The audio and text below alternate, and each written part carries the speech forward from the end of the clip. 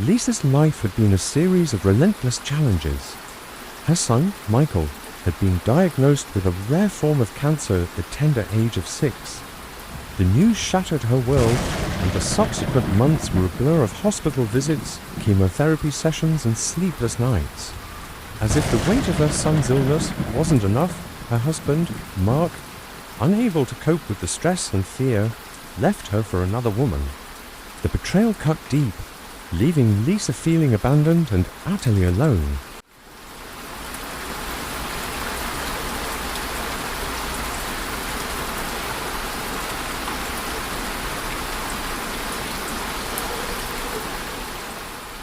One rainy afternoon, overwhelmed by despair, Lisa found herself drawn to the old stone church at the end of her street. She had passed it countless times, but had never felt the urge to enter. Today was different. The heavy wooden doors creaked as she pushed them open, and she stepped into the dimly lit sanctuary. The scent of incense hung in the air, mingling with the faint aroma of old wood and candle wax. The silence was profound, broken only by the soft rustle of her footsteps on the warm carpet. Lisa walked slowly down the aisle, her eyes fixed on the large crucifix at the front of the church. She felt a surge of emotion as she approached the altar, her knees buckling beneath her. She collapsed at the feet of the statue of Jesus, her body racked with sobs. Tears streamed down her face as she poured out her grief, her cries echoing in the vast, empty space. Father Thomas, the parish priest, had been in his office when he heard the sound of someone crying. He was a kind and gentle man, known for his compassion and wisdom. He had served the community for over 30 years, offering guidance and support to those in need. Hearing Lisa's cries, he quickly made his way to the sanctuary. He found Lisa kneeling at the altar, her face buried in her hands.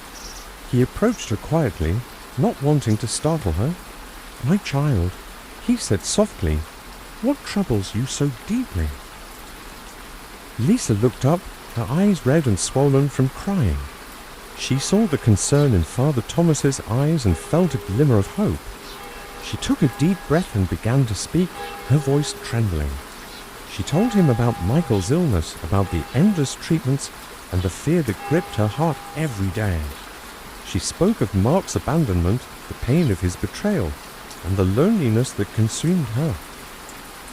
Father Thomas listened intently, his heart aching for the young woman before him. When she finished, he reached out and gently took her hand. "Lisa," he said, "I cannot pretend to know the depth of your suffering, but I can offer you the comfort and wisdom of the Bible and my own experiences." He led her to a nearby pew, and they sat down together.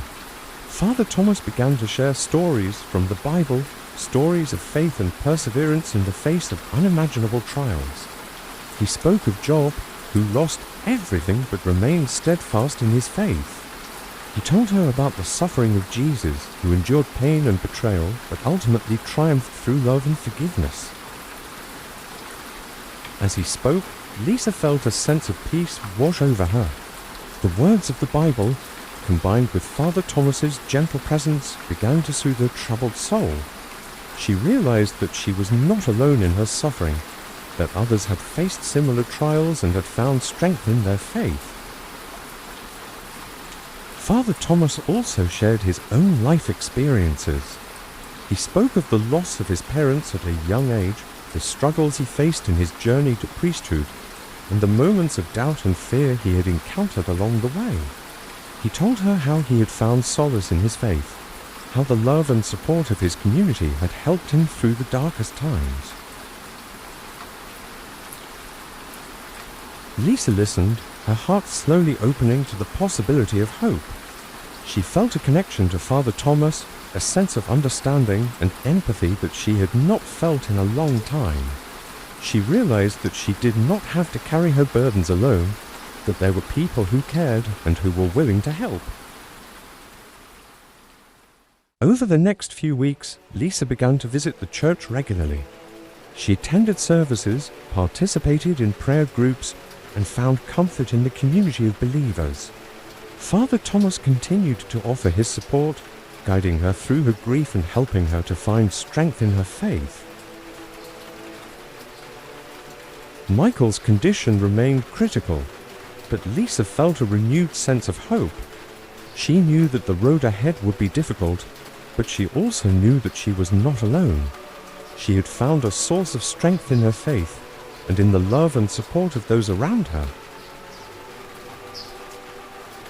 One evening, as she sat by Michael's bedside, she held his small hand in hers and whispered a prayer. She prayed for his healing, for the strength to face whatever lay ahead, and for the courage to keep moving forward. She felt a sense of peace, knowing that she was not alone, that God was with her, guiding her through the storm. Father Thomas's words echoed in her mind. Faith is not the absence of fear, but the presence of courage in the face of it. Lisa knew that she would face many more challenges, but she also knew that she had the strength to overcome them. She had found her faith, and with it, the courage to keep fighting for her son and for herself. I hope this story captures the depth of emotion and a journey of faith and healing that Lisa experiences.